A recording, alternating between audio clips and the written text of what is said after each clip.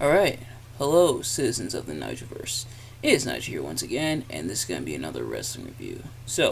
If you remember from yesterday, we looked at one of my favorite childhood wrestlers as he captured, or the big one, capturing World Championship gold, this time being the WWE Championship. At least that was the one from yesterday. So if you haven't already, go check out that review of Edge versus Triple H versus Jeff Hardy at Armageddon 2008.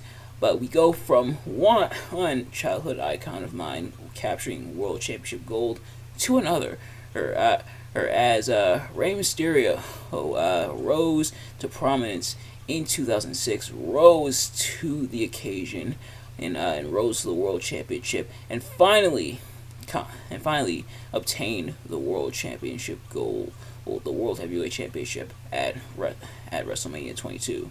So let's talk about it. I am of course talking about Rey Mysterio versus Randy Orton versus the person who went in as World Heavyweight Champion, Kurt Angle. I imagine, and a good portion of you who don't really know this match, that you're probably like, Nigel, when on earth was Kurt Angle World Heavyweight Champion? And his time as World Heavyweight Champion was very brief, but he went in as World Heavyweight Champion for this match here. This is almost kind of like a follow-up in a way, because a while ago, back in January, when we were doing Royal Rumble reviews, we reviewed Rey Mysterio winning the Royal Rumble match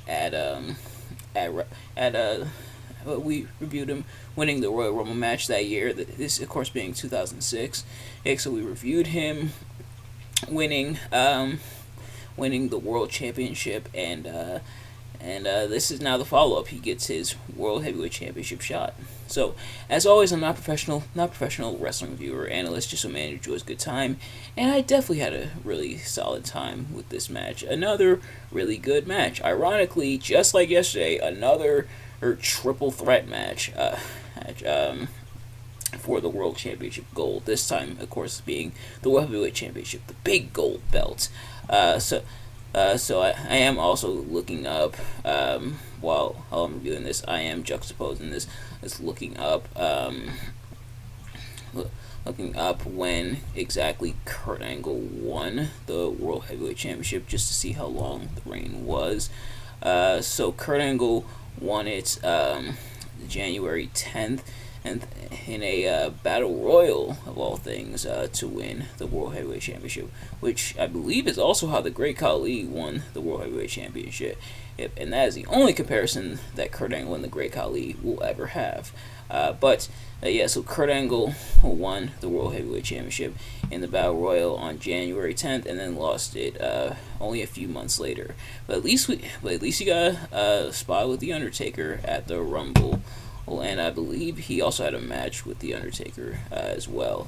But we're not here for that. We're here instead for Mr. Rey Mysterio, as he's winning here. So I guess we're getting right into it. So if you've seen these reviews of mine before, you kind of already know how this works.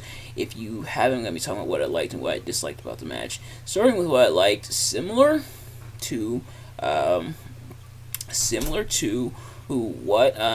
what we talked about kind of yesterday with Jeff Hardy, Triple H, and Edge. These three, he put on a pretty good match against each other, and but also kind of play off of different stories intersecting. Randy Orton, this is when he's heel, chasing after the World Heavyweight Championship, and they brought up on commentary how he won the World Heavyweight Championship back at SummerSlam 2004, and he won the World Heavyweight Championship. Of course, nowadays we can't really talk about who he won the World Championship from, but he won it at SummerSlam 2004, or becoming the youngest world champion, and youngest World Heavyweight Champion at least. Meanwhile, Rey Mysterio, like I mentioned, won the Royal Rumble, mainly feuding with Randy Orton, this is the main feud, is Randy Orton and Rey Mysterio. There is an elephant in the room when it comes to this, but we'll discuss it later. And then meanwhile, Kurt Angle, like I said, the World Heavyweight Champion, and the World Heavyweight Champion up to this point, like I mentioned, won it back in January, actually made both Randy and Rey tap out. Oh, they mentioned on the previous episode of SmackDown, so a couple days ago. Oh, and how do you make them tap out here or as well? Oh, in order to retain his world championship. So, the personality, he's are there and and are ever present throughout the dynamic of this match, and I think the match was still really good. All three men did their part really well. Rey and Randy both tapping out, so Kurt Angle making good on his promise. But the thing is, they each distracted the referee. Rey tapped out first. Meanwhile, Randy had the ref distracted, and Rey was distracting the referee while Randy tapped out. Now, the funny thing is couple things. For starters, this is an oddly kind of heel move almost on Rey. Rey, of course, is of course notoriously the uber white meat babyface. He's only ever turned heel once in his career, at least that I can think of, in WCW, and it didn't work out so well. So he was the uber white meat babyface, kind of pulling a heel move there, which is interesting, kind of like tapping out while the referee's back is turned. And it's interesting, but what's even more interesting is that's not the last time WWE would do something like that. If you remember last year, Liv Morgan, after she won the women's championship, did something similar before ultimately beating Ronda Rousey, where she was tapping out behind the referee's back, but the referee didn't see it. Holy crap, that was over a year ago. Wow, Liv Morgan as a SmackDown Women's Champion was over a year ago. Wow, that's crazy to think about. But yeah, so Rey doing that there, oddly a bit out of character. And I guess I can mark that into one of the things I didn't really like as much. Kind of an odd character thing, but it makes sense. As both men are trying to capture the world championship. But yeah, so some pretty fun action and stuff throughout.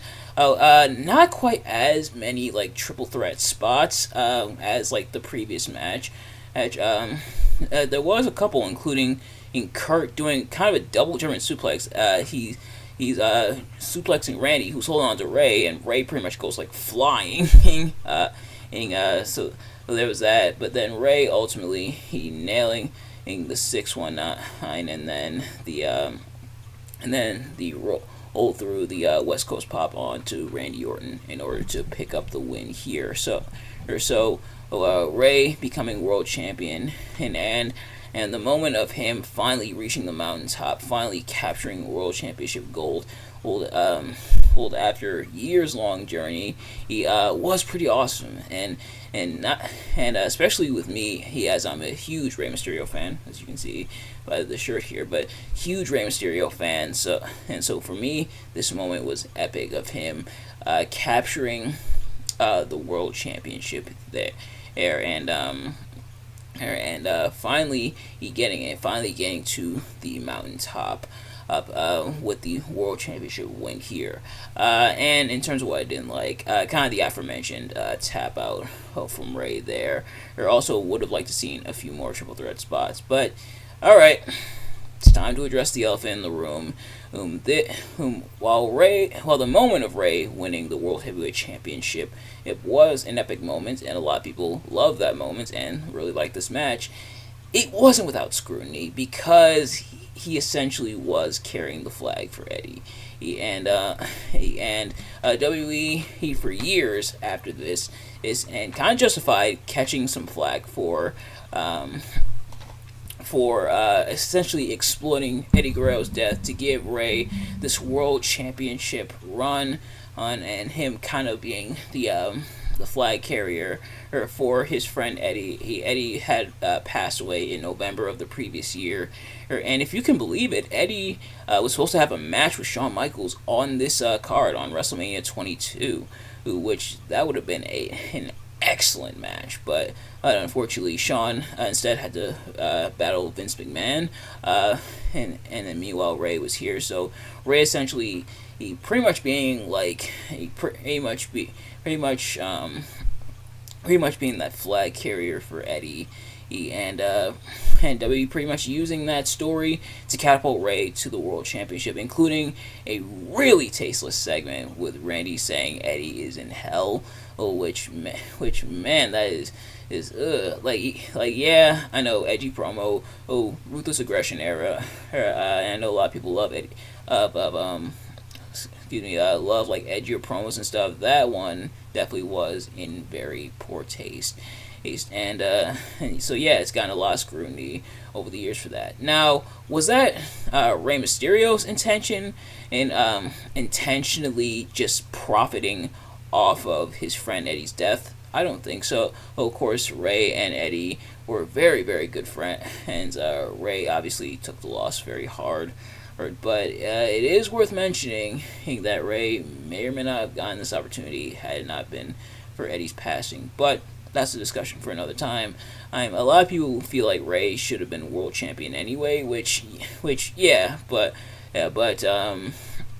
it's there and it's hard to ignore. But nevertheless, that is going to do it for this review. Thank you all so much for watching. I hope you enjoyed. Still a really awesome, cathartic moments seeing Rey capture the World Championship here, especially me being a fan of Rey Mysterio, of course. But nevertheless, that is going to do it for this review. Thank you all so much for watching. I hope you enjoyed. If you did, please do me a favor. Like, comment, subscribe, share with your friends, turn on post notifications so you know every time I upload a video so you can see as soon as it drops. Let me know in the comments below your thoughts on the match and my review of the match. Did you like to select the match? Did you like to select my review of the match? Let me know. Thank you all so much for watching. I will see you guys later. Peace.